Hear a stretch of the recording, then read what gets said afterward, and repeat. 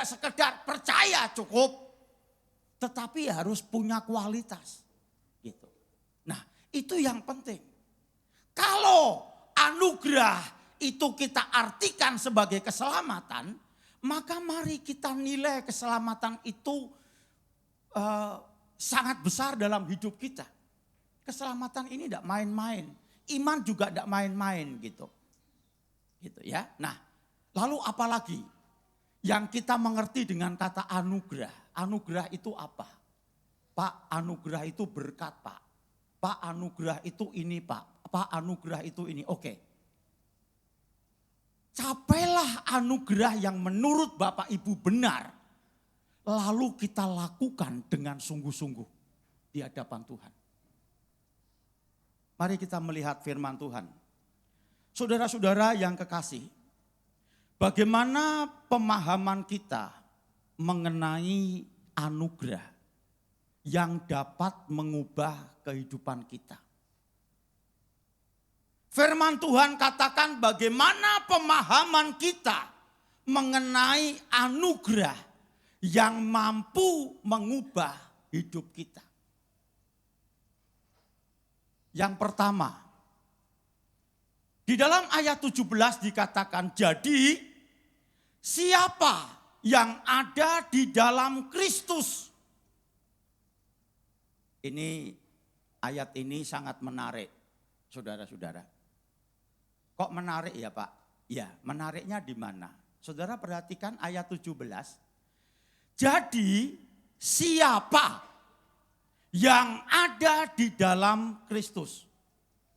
Kata siapa itu adalah kata pengganti orang. Siapa itu berarti menunjuk satu orang. Kalau banyak orang tidak pernah memakai kata siapa. Mereka. Tetapi kalau satu orang itu memakai kata siapa. Lalu apanya yang menarik Pak? Saudara, di dalam catatan Paulus ini kalau Bapak Ibu perhatikan 2 Korintus pasal 5. Mulai ayat yang ke-11 sampai dengan ayat yang ke-16. Di situ disebutkan kami tahu.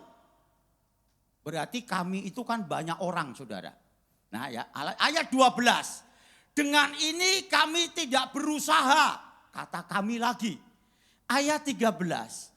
Sebab jika kami tidak menguasai diri, berarti kami itu banyak lagi. Terus ayatnya yang ke-14. Sebab kasih Kristus yang menguasai kami. Berarti kami lagi, banyak lagi gitu kan. Lalu ayatnya yang ke-15. Ya, 15 di situ tidak ada kata kami, tetapi 16. Sebab itu kami tidak lagi menilai. Jadi kata kami. Apa artinya Pak? Bapak Ibu Saudara, kata kami itu berarti mewakili dari orang banyak. Jadi Paulus menyampaikan firman ini untuk kami. Untuk orang banyak, untuk jemaat. Tetapi ada yang menarik di dalam ayat yang ke-17. Ayat yang ke-17, inilah pemahaman yang benar mengenai anugerah yang mengubah hidup kita. Yaitu jadi siapa yang ada di dalam Kristus. Berarti kata kami tadi itu tidak mewakili. Tetapi saudara, perorangan kata siapa. Ya, jadi siapa yang ada di dalam Kristus. Ini tidak berbicara kepada jemaat. Siapa itu berbicara kepada personal. Perorangan. Lalu artinya apa Pak? Artinya adalah begini. Kalau Bapak Ibu menerima anugerah dari Tuhan. Anugerah itu harus bisa mengubah hidup kita. Siapa yang pertama kali berubah? Yang pertama kali berubah ketika kita menerima anugerah Tuhan, yaitu saya, yaitu aku, yaitu perorangan. Jadi anugerah yang mampu mengubah hidup kita itu bisa dilakukan secara perorangan demi perorangan. Tanggung jawabnya itu perorangan, saudara. Jadi penting sekali bagi Bapak Ibu secara pribadi menerima anugerah, lalu anugerah itu bisa mengubah kehidupan kita. Nah, artinya anugerah yang mengubah hidup kita itu bagaimana? Jadi siapa yang ada di dalam Kristus, ia adalah ciptaan baru. New creation. Kita ini adalah orang-orang yang diperbaharui di dalam Tuhan. Apakah diperbaharui dalam hal status? Ya, dulu kita statusnya berdosa. Sekarang kita berubah menjadi manusia yang tidak berdosa di dalam Kristus. Dulu kita tidak pernah diselamatkan, tetapi sekarang kita diselamatkan. Dulu tidak punya iman terhadap Yesus, sekarang saya punya iman terhadap Yesus. Nah, untuk itu, inilah yang penting.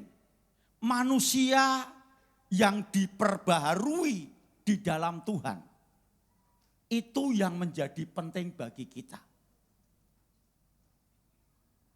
Sekarang saya bertanya, Pak. Boleh bertanya. Bertanya dalam hati, saudara. Anugerah yang bisa mengubah hidup saya. Dan poin dari anugerah itu adalah ciptaan baru.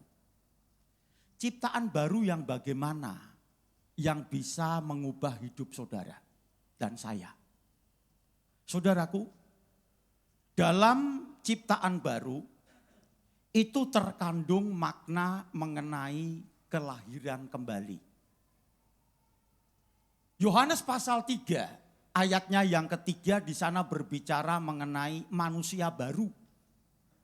Orang yang dilahirkan kembali. Karakter lama kita sudah mati bersama dengan Tuhan. Sekarang saya hidup di dalam Kristus, kehidupanku menjadi baru. Hidupku menjadi baru. Pola pikiranku menjadi baru. Sifatku menjadi baru. Karakterku menjadi baru di dalam Kristus. Dan semua baru. Dan inilah yang ada di dalam gereja Tuhan. Kita bersyukur, saudara. Kita masih ada sampai hari ini. Tuhan masih memberikan banyak hal kepada kita. Tuhan masih memberikan kesempatan kepada kita. Mari kita ciptakan kehidupan baru bersama dengan Kristus. Karena memang kita sudah lahir baru di dalam Tuhan. Kita bukan tabiat lama. Kita bukan orang lama. Kita orang yang sudah diperbaharui di dalam Kristus. Dan pembaharuan di dalam Kristus itu terasa sekali. Ketika Bapak Ibu merasakan ibadah, Tuhan hadir di tengah-tengah kita. Puji Tuhan. Kalau di dalam ibadah ini ada ketulusan hati yang dipersembahkan. Di dalam ibadah ini ada suasana rohani yang sejuk di dalam Tuhan. Saya ibadah tidak orang Jawa bilang itu kemrungsung. Kemrungsung itu dalam bahasa Makassar apa ya? Bahasa Indonesia itu begini, saudara. Kayak tidak sabaran gitu loh. Khotbah mau cepat-cepat selesai. Penyembahan juga kayaknya kurang serp begitu. Nah itu kalau bahasa Jawa, saya tidak bisa bahasa Makassar Bapak Ibu. Koroan. Karo-karoan. Ya begitu kira-kira apa yang Bapak Ibu tadi bilang. Nanti saya sebut salah jadi kacau ya. Nah Ibadah kalau modelnya seperti itu saudara, mau cepat-cepat selesai. Kayaknya kurang tenang, duduk itu dengerin khotbah geser kanan, geser kiri. Sepertinya khotbah ini ditujukan kepada saya. Atau bagaimanapun juga perasaan ini tidak bisa menerima suasana ibadah dengan baik. Ini bukan tipe orang yang dilahirkan kembali di dalam Kristus Yesus. Tuhan itu memberikan ketenangan, saudara. Amin. Tuhan itu memberikan satu rasa satu rasa kesejukan. Setiap pribadi akan bisa menikmati hadirat Tuhan. Mari kita nikmati. Tanggalkan semua beban kehidupan yang ada. Tanggalkan semua masalah yang ada. Mari kita berserah kepada Tuhan. Kita lihat Tuhan ada di tengah-tengah kita. Hadirat Tuhan ada di dalam pujian dan penyembahan kita. Itu adalah karakteristik dan tipe orang-orang yang ada di dalam kelahiran kembali. Lahir baru di dalam Kristus. Gitu. Ciptaan baru itu juga artinya orang yang diciptakan baru oleh Tuhan itu juga akan memberikan pengampunan. Kalau gereja ini saling gontok-gontokan, gereja ini saling sikut menyikut. Ini Pak Gembala orang-orang tertentu saja yang dipilih, saya kok enggak pernah dipilih. Gitu ya. Nah, itu pernah keluar dari mulut di Sungguh Minasa, saudara. Pak, saya tuh bertahun-tahun kok enggak pernah jadi ketua Natal, Pak. Oke, kalau begitu semua hari ini, semua jadi ketua Natal. Tidak ada yang wakilnya. Karena mereka mau minta ketua, jadi ku kasih ketua semua gitu. Nah, kalau jemaatku mau jadi gembala semua, boleh. Angkat jadi semua jadi gembala, biar sinode habiskan. Semua jemaat jadi gembala. Gitu. Ialah satu orang, nanti bergantian Bapak Ibu. Bergantian gitu. Ya. Memang untuk jadi gembala itu susah, saudara. Maaf ya, rambut saya itu tidak tumbuh-tumbuh gara-gara gembala. Saya tuh sudah beli sampo ini, sampo itu, obat dari Rudi, dari Andreas, dari semua tidak bisa tumbuh. Tak kalah satu kali saya minta izin sama istri, Mak, gundul ya Mak ya. Nanti kalau gundul saya kasih minyak mengkilat-mengkilat, baru nanti kacamataku saya ganti kacamata hitam. Itu kalau khotbah begitu kesana kemari, itu jemaat bagaimana rasanya gitu. Betul saya gundul 3 hari 3 malam tidak diajak bicara, saudara. Gara-gara gundul. Serba salah. Berat sekali jadi gembala. Ngatur begini susah, ngatur begitu susah, ngajak begini susah, ngajak begitu susah. Apalagi dalam bicara soal pengampunan. Pengampunan ini masalah hati. Masalah hati itu biasanya tidak bisa tersentuh, saudara. Itu. Manusia baru, tetapi hatinya belum diperbaharui. Lalu Alkitab juga mengajarkan, kalau kita menjadi manusia baru, maka hidup kita itu pun juga akan menjadi baru, semua baru. Ya, tidak berarti kalau baru itu lalu istri juga diganti jadi baru, bapak-bapak ya. Ini juga tidak berlaku gitu. Katanya baru Pak, iya maksudnya bukan itu. Gitu. Maksudnya kehidupan secara totalitas. Itu memang harus diperbaharui di dalam Tuhan. Apa Pak yang harus saya kerjakan untuk gereja? Bapak Ibu, gereja ini membutuhkan kesatuan kita. Tanpa Bapak Ibu gereja ini tidak bisa begini. Nah untuk itu mari kita bergandengan tangan dengan hamba-hamba Tuhan, dengan gembala yang ada. Saya tidak mendapatkan pesan sponsor, tetapi inilah yang saya ajarkan lewat manusia baru itu secara totalitas. Manusia baru itu berpengaruh dalam seluruh kehidupan kita. Gereja ini mau maju, gereja ini mau baik, gereja ini mau berkembang. Tidak perlu kita menyerahkan sepenuhnya hanya kepada gembala. Tetapi apa yang bisa kita lakukan? Mari kita lakukan untuk Tuhan. Bapak Ibu punya mulut untuk berdoa. Bapak Ibu punya hati untuk memberi. Bapak Ibu untuk punya pikiran untuk memikirkan sesuatu. Untuk hormat, kemuliaan bagi Tuhan. Lakukan itu dengan sungguh-sungguh. Kita tidak boleh berserah begitu saja dan kita tidak boleh menyerahkan lalu kita menutup diri dengan segala yang ada. Tidak. Tetapi itu penting sekali bagi karakteristik orang-orang yang sudah diperbaharui di dalam Tuhan. Yang kedua, pemahaman mengenai anugerah yang mengubahkan kehidupan kita. Yang kedua dan yang terakhir. Anugerah itu dalam bahasa Yunani itu punya dua pengertian yang berbeda. Yang pertama, anugerah berbicara soal karismata.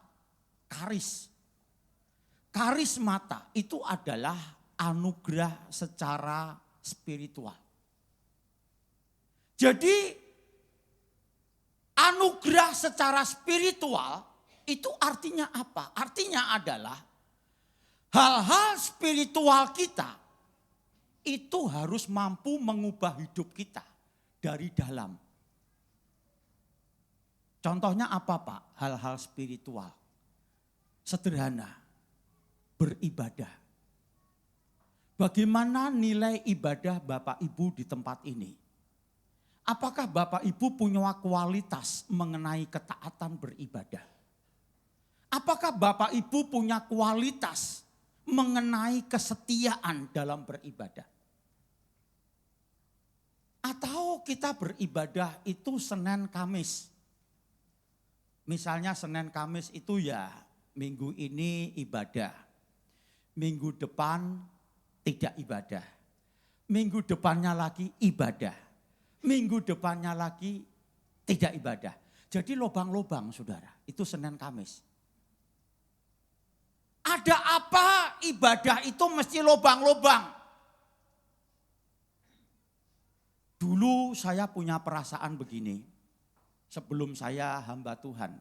Perasaan saya begini, saya itu kalau satu kali tidak beribadah di hari Minggu, rasanya itu hidup itu kayak kurang.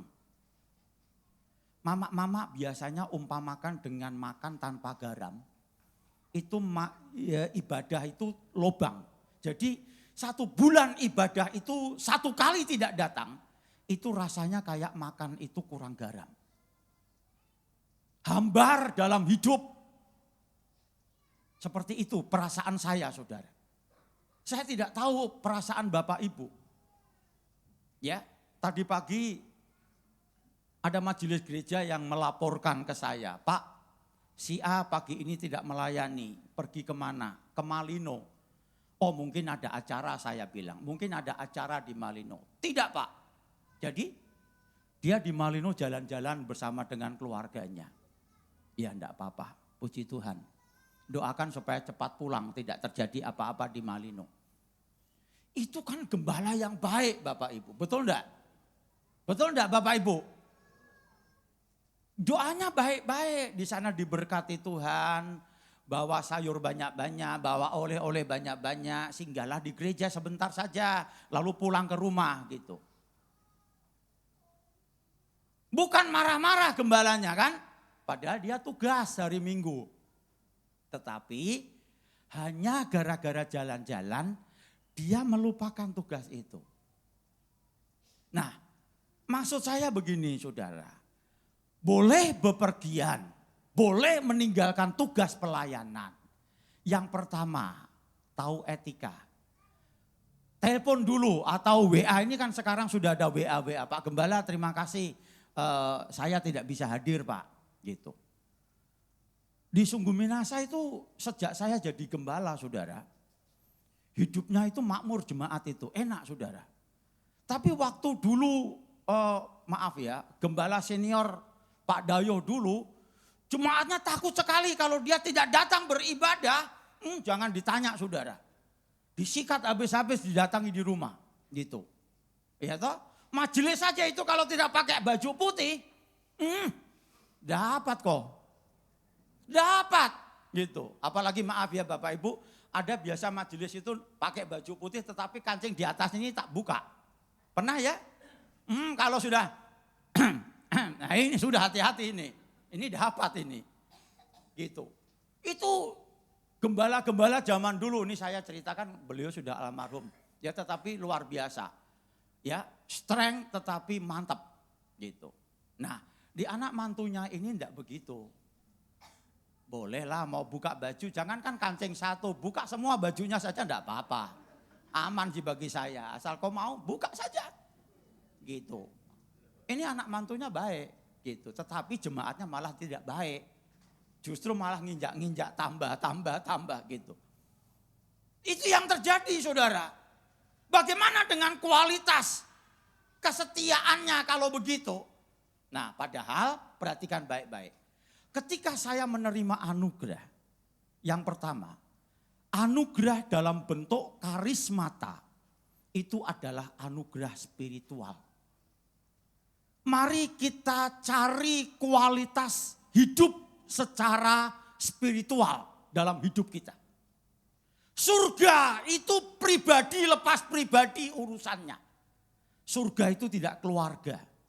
Suami bisa masuk surga, istri bisa tidak. Istri bisa masuk surga, suami belum tentu. Anak-anak bisa masuk neraka, orang tua bisa masuk surga. Itu surga saudara. Jadi surga itu tidak kelompok-kelompok. Keluarga A masuk, 10 orang masuk.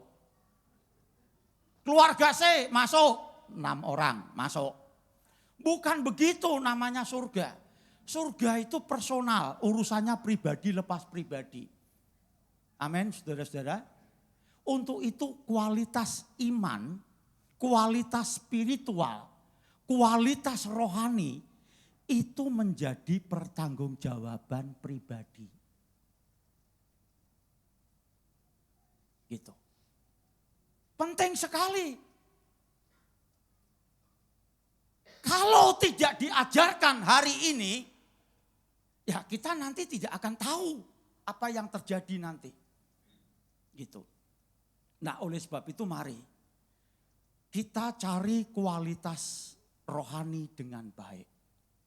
Sebab ketika saya terima anugerah dalam pengertian karismata, itu adalah anugerah spiritual.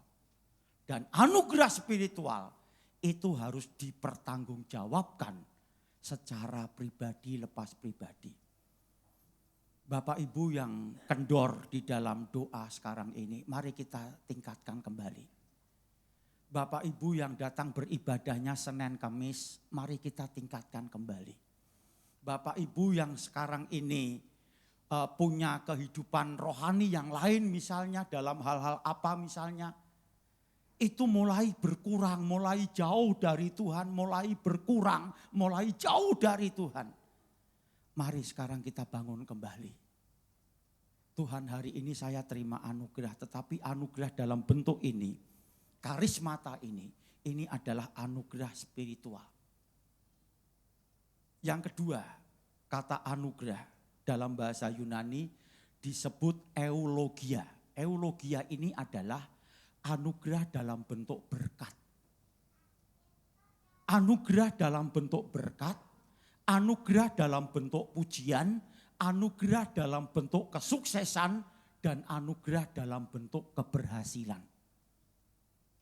Anugerah seperti ini tidak semua orang bisa menikmati. Tetapi ketika hari ini Tuhan memberkati kita dalam bentuk anugerah eulogia ini, berkat-berkat Tuhan masih ada. Pujian masih ada. Keberhasilan masih ada. Kesuksesan masih ada. Mari kita syukuri. Banyak orang di luar sana yang tidak menikmati apa-apa. Tetapi hari ini terima kasih Tuhan. Engkau memberikan saya kecukupan, Engkau memberikan suami saya baik, Engkau memberikan istri baik, Engkau memberikan anak-anak baik, Engkau memberikan semua usaha saya diberkati Tuhan. Ini kalau bukan Tuhan siapa lagi?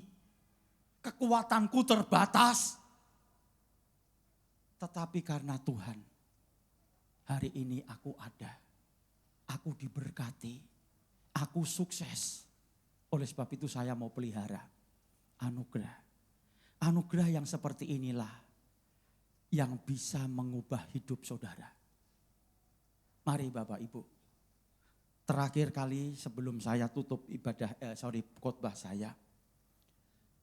Bulan lalu saya menikmati satu peristiwa yang seumur hidup tidak pernah saya nikmati. Saya kena bisul tanpa mata, artinya bisul buta. Tanpa mata itu buta, bisul itu tidak bisa melihat. Bisul itu ada di punggung saya sebelah kanan. Persis persendian di sini Bapak Ibu. Itu awalnya bisul itu cuma 1 biji kecil. Saya sudah pernah kena bisul kayak begini, tetapi cepat hilang. Tetapi ini bisul tidak mau hilang. Muncul kecil, ngajak temannya kecil lagi 2, ngajak temannya kecil lagi 3. Kok banyak-banyak? Berhenti kok ngajak temanmu di sini. Cukup 3 saja. Berikutnya banyak lagi. Lalu akhirnya mengumpul saudaraku. Ada 5 bisul tanpa bermata. Makanya kalau bisul tanpa bermata kan dikeluarkan tidak tahu karena harus dituntun saudara. Kalau disuruh keluar sendiri ya nabrak-nabrak dia kan. Nah gitu. Akhirnya yang terjadi sepertinya aku anggap biasa itu bisul. Lama-lama dia membengkak dan memerah. Akhirnya saudara, bisul itu besarnya begini. Wah, lalu saya periksa ke rumah sakit Stella Maris. Saya kendarai mobil, istri di depan saya, di samping saya. Ayo kita periksa, periksa. Setelah periksa, apa yang terjadi? Saya divonis suruh tinggal. Dokter, kenapa kau suruh tinggal? Ini saya cuma bisul, pulang saja dok. Tidak bisa Pak, ini serius Pak. Gitu. Setelah tinggal saudara opname, malamnya disuruh puasa. Puasa segala dokter, minum obat saja selesai. Apa artinya puasa saudara? Saya belum tahu. Ternyata tengah malam dikasih tahu sama susternya, Pak Andreas, Rudi besok operasi. Begitu operasi saudara, sudah tidak bisa tidur, tidak bisa macam-macam, gelisah, pikiranku macam-macam. Nah, lalu pagi-pagi subuh dokternya datang, dia bilang, Pak ini operasi kecil ya Pak. Santai aja Pak, enggak apa-apa kecil. Wah semangat saudara, ya operasi dokter enggak apa-apa kalau kecil aman gitu. Begitu. Ternyata saudara, jam 9 masuk ruang operasi, disitulah kayak neraka kecil yang ku alami ketika operasi. Kenapa kayak neraka? Semua ditelanjangi. Semua ditelanjangi. Saya pikir itu kalau operasi kecil itu kan cuma jongkok saja begini, lalu cepat selesaikan. Karena kecil dibilang kan. Nah, tetapi setelah ditelanjangi dimasukkan di ruang operasi. Jam 9 masuk saudara, 1 jam berikutnya tidak dikerja. 2 jam berikutnya tidak dikerja, dokter sudah kedinginan dokter. Masa kok siksa begini, operasi tapi sudah 1 jam, 2 jam, 3 jam tidak dikerja. Akhirnya dokternya bilang, Pak Andreas sabar ya Pak, ini ada pasien baru dari Toraja, gawat Pak. Jadi ini yang didahulukan. Nah Bapak nanti setelah ini, kok enggak bilang dari tadi dokter, sudah 2-3 jam dokter. Apa yang terjadi setelah dioperasi saudara? Ternyata dibius total. Dibius total dan wah ini ngeri sekali kalau kita gitu kan dibius total. Setelah dibius total saya tidak tahu apa yang terjadi. Ternyata di punggung saya itu semacam kayak apa ya, begini kayak mangkok bakso. Itu dalam begini, jadi kayak telapak tangan ini diameter bundarannya. Lalu lobang sekali sampai kelihatan tulang yang kugerak-gerakkan ini kelihatan, saudara. Dokter, ini bukan main-main ini dokter, ini bukan lagi kecil. Ini mamanya kecil, ini besar, gitu kan. Akhirnya besar sekali saya begini, saudara. Nah, setelah saya sadar dibangunkan, ternyata sudah 3:30 kulihat itu jam. Lama sekali dikerja gitu. Nah, setelah itu saya masuk ruang kamar lagi dan akhirnya betul saudara, lubang besar begini dan 2 telur ayam itu bisa disembunyikan di belakang sini. 2 telur ayam, bukan lagi ayam yang anak, telur ayam betul bisa dimasukkan. Berarti besar sekali. Tetapi waktu mau dioperasi itu saya pasrah Tuhan. Kalau memang waktuku sudah habiskanlah sampai di sini. Seumur-umur hidup baru mengalami operasi disitulah. Boro-boro dioperasi Bapak Ibu. Disuntik saja itu baru kapas ditutul-tutul begini sudah merinding. Maaf ya, kalau memang orang takut tidak bisa dibilang apa. Baru disuntik. Tetapi ini operasi. Tetapi saya berserah. Tuhan, anugerah-Mu kalau sudah cukup untuk saya, berhenti. Tetapi kalau masih Tuhan beri kesempatan untuk saya menggembalakan di Sungguh Minasa, pasti Tuhan buat jalan. Hari ini genap 1 bulan. 2 telur ayam sudah tidak bisa dimasukkan di sini. Jangankan telur ayam, telur puyuh pun tidak masuk saudaraku. Jangankan telur puyuh, kulitnya saja tidak bisa masuk hari ini. Itu artinya Tuhan sudah menutup. Gitu. Tuhan baik. Tuhan baik. Ini penting sekali bagi kita. Nah untuk itu, disitulah saya meneteskan air mata Tuhan. Anugerah-Mu besar bagi saya. Saya harus pelihara. Bukan di saat saya sakit, saat dioperasi tidak. Apapun yang terjadi, saya mau pelihara anugerah Tuhan. Anugerah Tuhan mengubah hidup saya. Amin saudara. Mari Bapak Ibu, kita kuatkan iman kita di saat engkau ada di dalam persoalan apapun. Saya tahu Tuhan tetap menyertai kita. Ada pujian yang mengatakan berkali-kali Tuhan itu menyertai.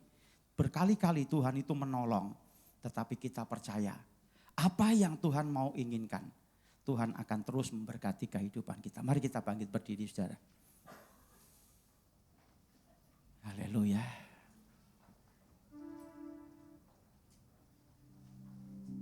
Mari kita naikkan pujian Yesus setia. Engkau setia di saat kami ada. Amin Tuhan, haleluya Yesus. Meskipun duri dalam dagingku, ku tetap memilih.